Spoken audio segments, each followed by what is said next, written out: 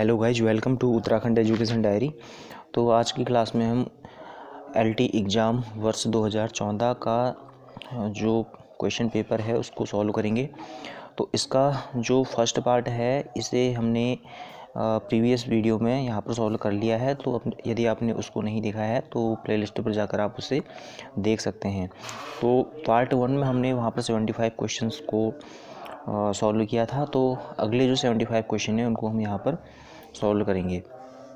और उसके साथ ही आपको इस पूरे एग्ज़ाम पेपर का जो पीडीएफ, अगर पीडीएफ नोट्स के फॉर्म में चाहिए तो इसे आप हमारे टेलीग्राम के चैनल पर जाकर प्राप्त कर सकते हैं। और जो टेलीग्राम चैनल का लिंक है वो आपको डिस्क्रिप्शन पर प्राप्त हो जाएगा। तो बिना देरी किए आज की क्लास को शुरू करते हैं। तो जैसा कि 75 क्वेश्चन पूरे किए जा चुके हैं प्रीवियस पार्ट में, तो 76 क्वेश्चन यहाँ पर है। तो निम्नलिखित में से कौन सा शिक्षण की श्रव्य सहायक सामग्री नहीं है? तो इस प्रश्न का सही उत्तर ऑप्शन सी है, श्यामपट्ट है यह श्रव्य सामग्री नहीं। ऑप्शन सी इसका सही उत्तर है। तो अगला प्रश्न है क्वेश्चन नंबर 77। मूल्यों के आधार पर व्यक्तित्व का वर्गीकरण प्रतिपादित किया गया किसके द्वारा? तो यह प्रतिपादित किया गया था स्प्रेंजर महोदय के द्वारा। तो ऑप्शन सी इस प्रश्न का सही उत्तर है, स्प्रेंजर। तो अगला प्रश्न है व्यवहार तकनीकी आधारित है। तो व्यवहार तकनीकी किस पर आधारित है? तो यह आधारित है मनोविज्ञान पर। तो ऑप्शन ए इसका सही उत्तर है, मनोविज्ञान पर। अगला प्रश्न है मूल्य व्यवहार के निर्धारक कारक हैं। तो यह कथन दिया गया था किसके द्वारा? यह कथन दिया गया है यहाँ पर जो इसके चारों ऑप्शन है देखिए, यह इसमें मैच नहीं करते हैं। तो इसलिए इसका जो राइट आंसर है वह है हफ तथा डंकन। ठीक है, इसको हम अलग से यहाँ पर लिखेंगे। तो यह जो कथन कहा गया था हफ व डंकन महोदय के द्वारा, इस कथन को कहा गया था। ठीक है, तो यहाँ पर जो ऑप्शन में ये हमको यहाँ पर नहीं मिलता है, लेकिन हमने इसको यहाँ पर इस तरह से लिख दिया है। तो अगला प्रश्न है विद्यालयों में अनुशासनहीनता के लिए उत्तरदायी कारक है। तो कौन सा कारक है? तो इस प्रश्न का सही उत्तर है उपयुक्त सभी, अर्थात ऑप्शन ए बी सी तीनों ही। दोषपूर्ण शिक्षण विधियाँ, अध्यापकों में नेतृत्व की कमी और मूल्यों की कमी, और ये सभी, अर्थात ऑप्शन डी इसका सही उत्तर है। तो अगला प्रश्न है प्रधानाध्यापक का मुख्य कार्य क्या है? प्रधानाध्यापक का जो मुख्य कार्य है वह है ऑप्शन डी यहाँ पर सही है, उपयुक्त सभी इनके कार्य हैं। विद्यालय प्रबंधन है, पर्यवेक्षण है और प्रशासन है। तो अगला प्रश्न है ऑपरेशन ब्लैक बोर्ड संबंधित है किससे? तो यह संबंधित है प्राथमिक शिक्षा से। ऑपरेशन ब्लैक बोर्ड प्राथमिक शिक्षा, ऑप्शन बी इसका सही उत्तर है। तो अगला प्रश्न है मूल्यह्रास का एक कारण हो सकता है क्या? तो मूल्यह्रास का जो कारण है इनमें से वह हो सकता है जनसंख्या विस्फोट। तो ऑप्शन ए इस प्रश्न का सही उत्तर है, जनसंख्या विस्फोट। तो नेक्स्ट क्वेश्चन है, क्वेश्चन नंबर है 84। शिक्षण के 14 कौशलों को दिया था किसने? तो शिक्षण के 14 कौशलों को दिया गया था एलन एवं रियान के द्वारा। तो ऑप्शन ए इसका सही उत्तर है, एलन एवं रियान। नेक्स्ट क्वेश्चन है स्वतंत्रता के पश्चात भारत सरकार के प्रथम शिक्षा मंत्री कौन थे? तो इस प्रश्न का सही उत्तर ऑप्शन डी है, तो मौलाना अबुल कलाम आज़ाद जो थे ये पहले शिक्षा मंत्री। ऑप्शन डी इसका सही उत्तर है। तो अगला प्रश्न है मानव आवश्यकताओं का पदानुक्रम दिया गया है। तो यह दिया गया है मास्लो द्वारा। ऑप्शन सी इस प्रश्न का सही उत्तर है। अगला प्रश्न है भारत में इंटरनेट सुविधा प्रारंभ कब हुई थी? तो भारत में इंटरनेट सुविधा प्रारंभ हुई थी 1995, वर्ष 1995 से यह शुरू की गई थी। तो ऑप्शन सी इस प्रश्न का सही उत्तर है। तो अगला प्रश्न है मैं नहीं आप आदर्श वाक्य है किसका? तो यह आदर्श वाक्य है राष्ट्रीय सेवा योजना एनएसएस का। तो ऑप्शन बी इसका सही उत्तर है। अगला प्रश्न है भारत में प्रथम महिला विश्वविद्यालय कौन सा है? भारत में प्रथम महिला विश्वविद्यालय, इस प्रश्न का उत्तर है SNDT महिला विश्वविद्यालय। ऑप्शन सी जो यहाँ पर है यह इसका सही उत्तर है। तो SNDT श्रीमती नाथीबाई दामोदर थारकेश्वरी महिला विश्वविद्यालय इसका पूर्ण नाम है, और इसकी स्थापना हुई थी 1916 में की गई थी, इसलिए यह प्रथम महिला विश्वविद्यालय है। और काफ़ी पुराना। ऑप्शन सी इस प्रश्न का सही उत्तर। तो अगला प्रश्न है, संविधान के किस संशोधन अधिनियम के द्वारा शिक्षा के अधिकार को मौलिक अधिकार बना दिया गया था? तो संविधान का जो 86वां संशोधन किया गया था 86, तो इसके द्वारा शिक्षा के अधिकार को मौलिक अधिकार बना दिया गया। तो ऑप्शन डी इस प्रश्न का सही उत्तर है। तो नेक्स्ट क्वेश्चन है, निम्नलिखित आयोग में से किसने ग्रामीण विश्वविद्यालयों की स्थापना का सुझाव दिया था? तो ग्रामीण विश्वविद्यालयों की स्थापना को सुझाव दिया गया था राधाकृष्ण आयोग के द्वारा। ऑप्शन ए इस प्रश्न का सही उत्तर है। अगला प्रश्न है, मुदालियर आयोग का कार्यक्षेत्र क्या था? तो मुदालियर आयोग का कार्यक्षेत्र था माध्यमिक शिक्षा को लेकर था, और इसकी जो अध्यक्षता की थी 1952 में लक्ष्मण स्वामी मुदालियर जी के द्वारा की गई थी। तो यह किससे संबंधित है? माध्यमिक शिक्षा। ऑप्शन सी इस प्रश्न का सही उत्तर है। अगला प्रश्न है, सर्व शिक्षा अभियान कब शुरू किया गया था? तो यह शुरू किया गया था वर्ष 2000 और 2001 में। तो ऑप्शन बी इस प्रश्न का सही उत्तर है। अगला प्रश्न है, शिक्षण कौशलों का विकास किया जाता है? तो शिक्षण कौशलों का विकास किया जाता है सूक्ष्म शिक्षण द्वारा। तो ऑप्शन बी इस प्रश्न का सही उत्तर है, सूक्ष्म शिक्षण द्वारा। अगला प्रश्न है, प्राथमिक शिक्षा में अपव्यय एवं अवरोधन की समस्या की ओर सबसे पहले ध्यान खींचा था? तो इसका सही उत्तर ऑप्शन सी है, हर्टोग समिति ने इस ओर ध्यान खींचा था। ऑप्शन सी इसका सही उत्तर है। अगला प्रश्न है, राष्ट्रीय साक्षरता मिशन प्रारंभ किया गया था कब? तो यह किया गया था वर्ष 1988 से। ऑप्शन डी इस प्रश्न का सही उत्तर है। अगला प्रश्न है, विश्वविद्यालय अनुदान आयोग की स्थापना की सिफारिश किसने की थी? तो जिसे यूजीसी कहा जाता है। तो इसकी स्थापना की सिफारिश की गई थी राधाकृष्णन आयोग के द्वारा। तो ऑप्शन ए इस प्रश्न का सही उत्तर है।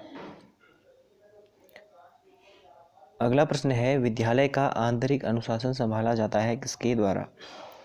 तो यह संभाला जाता है प्रधानाध्यापक के द्वारा। ऑप्शन बी इस प्रश्न का सही उत्तर है। अगला प्रश्न है, एनसीटीई को किस वर्ष में एक वैधानिक संस्था घोषित किया गया?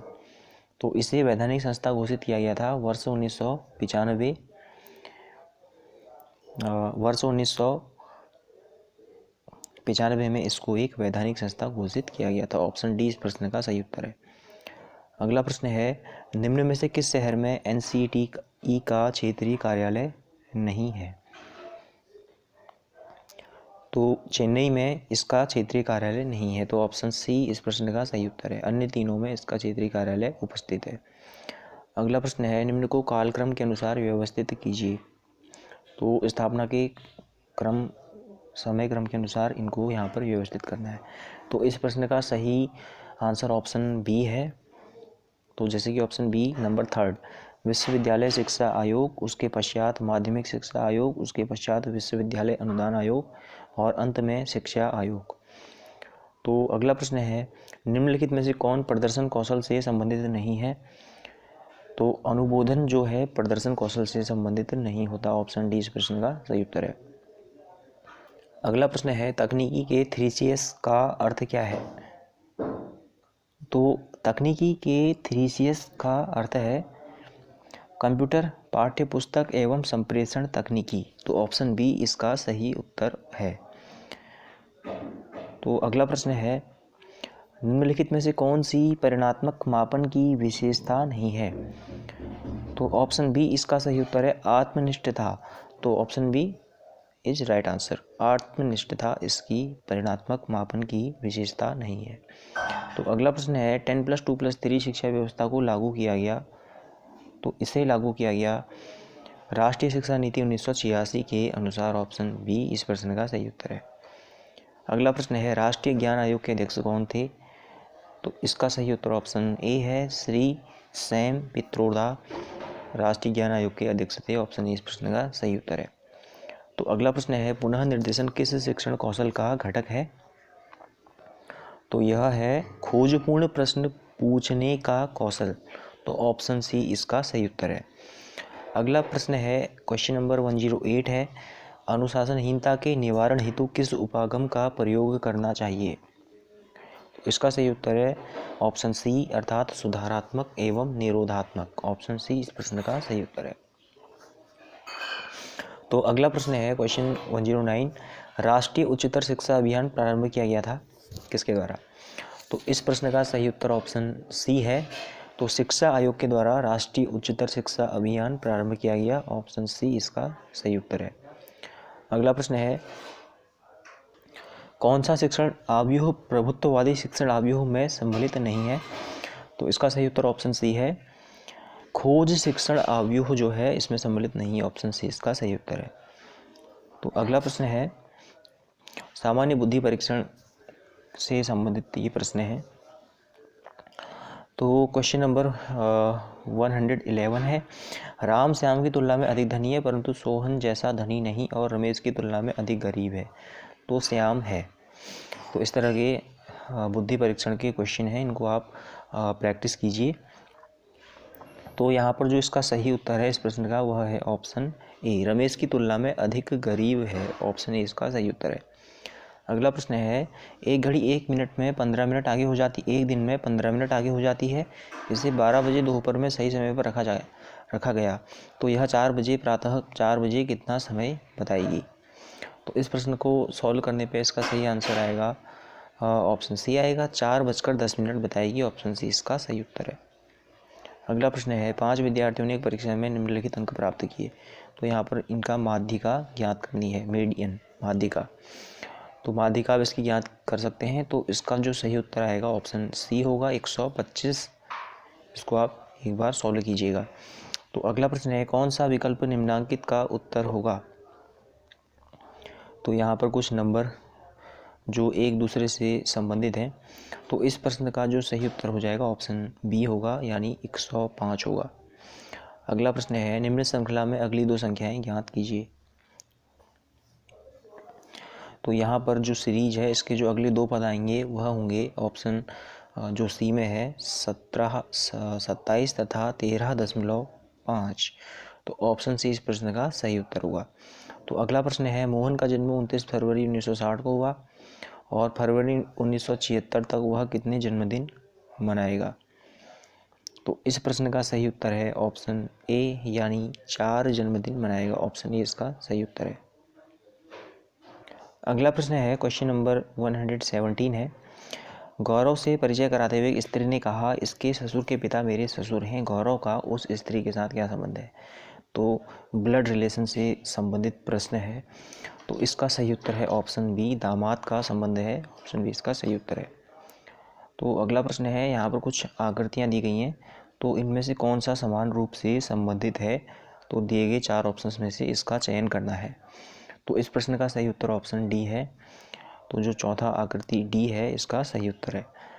तो अगला प्रश्न है, क्वेश्चन नंबर 119 है, 2 संख्याओं का एलसीएम और उनका जो एचसीएफ है वह एलसीएम एचसीएफ का 36 टाइम्स 36 गुना है।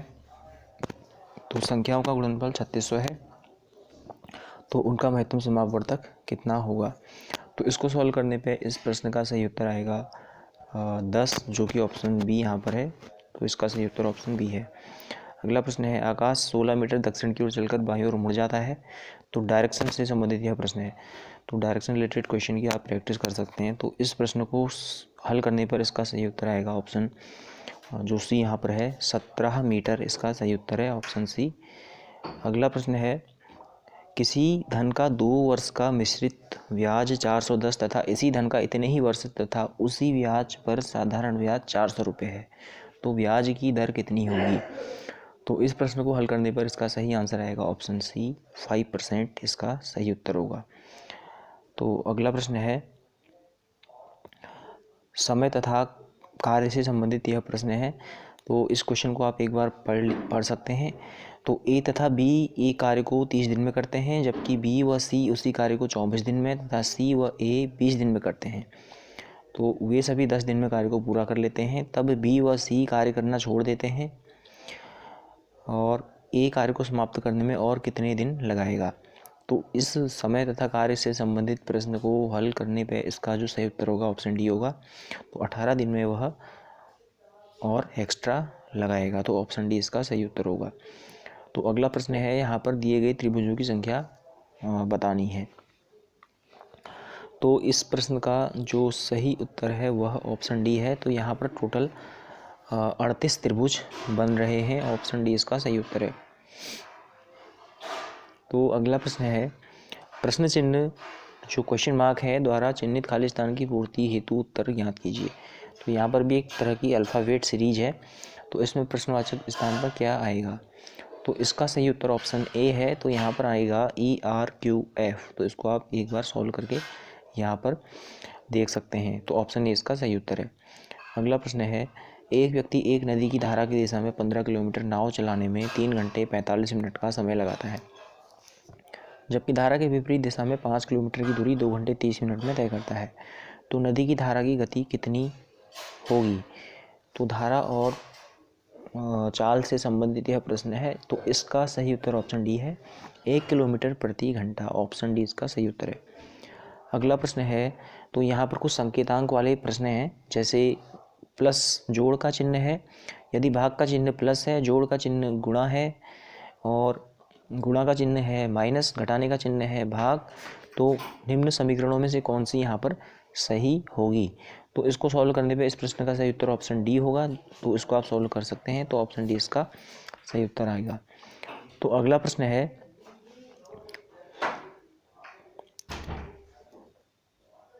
तो क्वेश्चन नंबर 127 है, रुपये 1550 को आंशिक रूप से 5% तथा शेष को 8% साधारण ब्याज पर उधार दिया गया।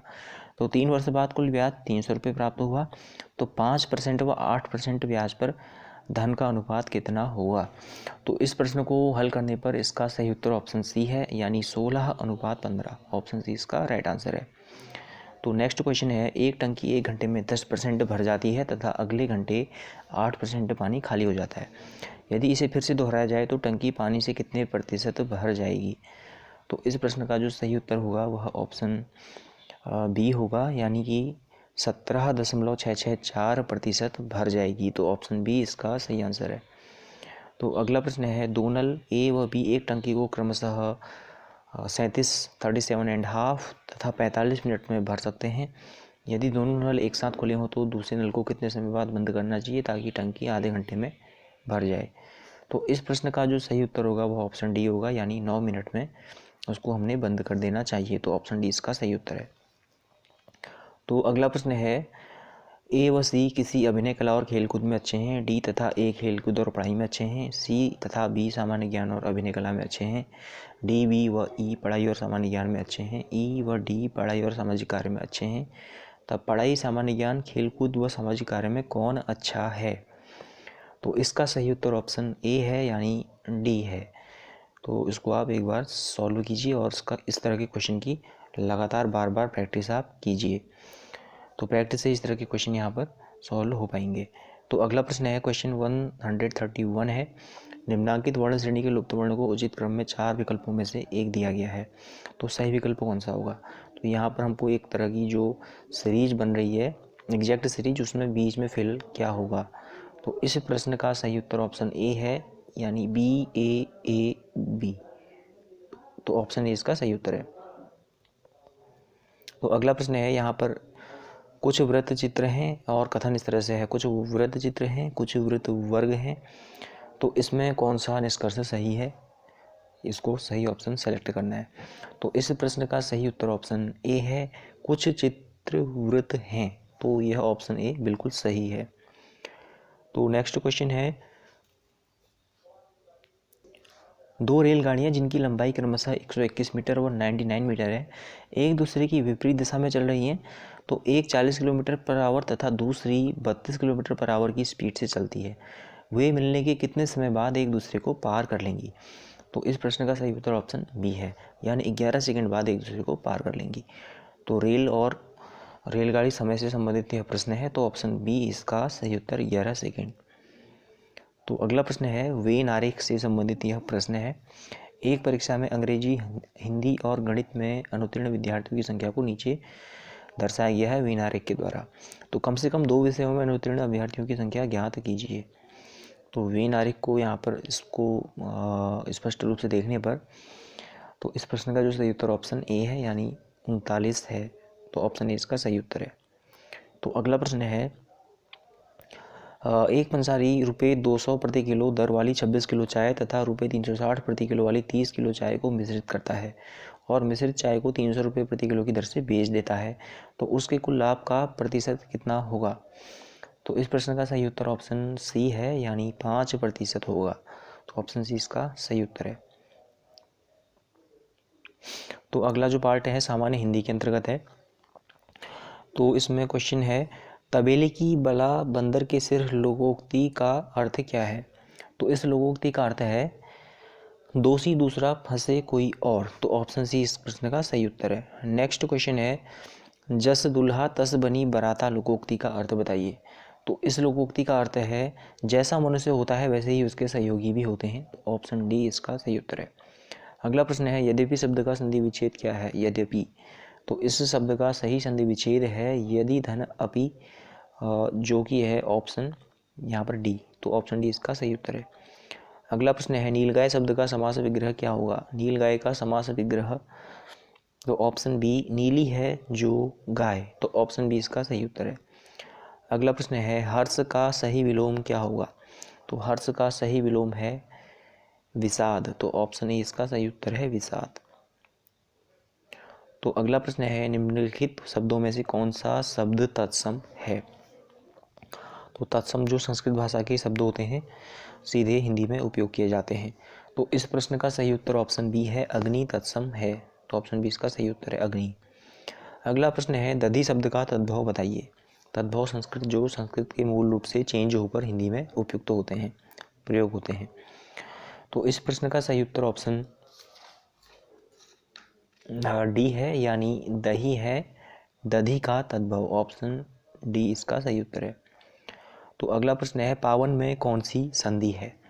तो पावन शब्द में जो संधि है वह है अयादि स्वर संधि। ऑप्शन ए इसका सही उत्तर है, अयादि स्वर संधि है। नेक्स्ट प्रश्न है, अज्ञेय शब्द का वाक्यांश है। तो अज्ञेय का वाक्यांश ऑप्शन डी है, जिसे जाना न जा सके उसको कहा जाता है अज्ञेय। तो ऑप्शन डी इसका सही उत्तर है। नेक्स्ट प्रश्न है, निम्नलिखित शब्दों और समासों को सम्मिलित कर उनके सही कूट का चयन कीजिए। तो एक तरह दिया है शब्द और दूसरी तरफ दे रखा है समास, तो दोनों को यहाँ पर सही से मैचअप करना है। तो इस प्रश्न का जो सही उत्तर ऑप्शन ए है, यानी ऑप्शन ए का है थर्ड पार्ट है क्रोधाग्नि में कर्मधारय समास है, और बी का फोर्थ पार्ट है मृत्युंजय में बहुव्रीहि है, सी का फर्स्ट पार्ट है शोक मग्न में तत्पुरुष है, और डी का सेकेंड यानी नवरात्र में द्विगु है। तो इस तरह से ऑप्शन ए इसका सही उत्तर है। तो अगला प्रश्न है, निम्नलिखित में से पर्यायवाची युग्म के संदर्भ में गलत कौन है? तो कौन पर्यायवाची नहीं है? तो इस प्रश्न का सही उत्तर ऑप्शन डी है। तो आकाश का पर्यायवाची जलद नहीं है। ऑप्शन डी इसका सही उत्तर है। अगला प्रश्न है, निम्नलिखित वाक्यों में कौन सा वाक्य अशुद्ध है? तो चारों वाक्यों को पढ़ने पर जो अशुद्ध वाक्य ऑप्शन बी है, आपका भवदीय। तो जो आपका भवदीय है यह शुद्ध नहीं है। आपका और भवदीय दोनों को एक साथ उपयोग नहीं किया जाता। तो ऑप्शन बी इसका सही उत्तर है। अगला प्रश्न है, मस्ताना में कौन सा प्रत्यय है? तो मस्ताना में जो प्रत्यय है वह ऑप्शन सी यानी आना है। तो ऑप्शन सी इसका सही उत्तर है। अगला प्रश्न है, क्वेश्चन 149 है, दावाग्नि शब्द निम्न में से किस वाक्यांश के लिए है? तो इसका सही उत्तर ऑप्शन बी है, जंगल में स्वयं लगने वाली आग को कहा जाता है दावाग्नि। ऑप्शन बी इसका सही उत्तर है। तो आज की क्लास का और इस पेपर का, इस प्रश्न पत्र का जो अंतिम प्रश्न है क्वेश्चन 150 है, निम्नलिखित में से सही शब्द को छांटिए। कौन सा जो शब्द है वर्तनी की दृष्टि से शुद्ध है? तो इस प्रश्न का सही उत्तर ऑप्शन बी है, जो शिक्षणितर है वह शुद्ध है। ऑप्शन बी इसका सही उत्तर है, अन्य सभी अशुद्ध हैं। तो इस तरह से आज की क्लास को हम यहाँ पर समाप्त करते हैं, और इसके साथ ही आपका इसमें जो स्कोर रहा हमें कमेंट में लिखकर जरूर बताइएगा। और इसके साथ ही आगे से कंटिन्यूस इस तरह के जो सॉल्व्ड पेपर्स हैं और प्रैक्टिस सेट हैं अपलोड किए जाएंगे, तो आप हमसे जुड़े रहिएगा और मिलते हैं नेक्स्ट क्लास में। Thank you.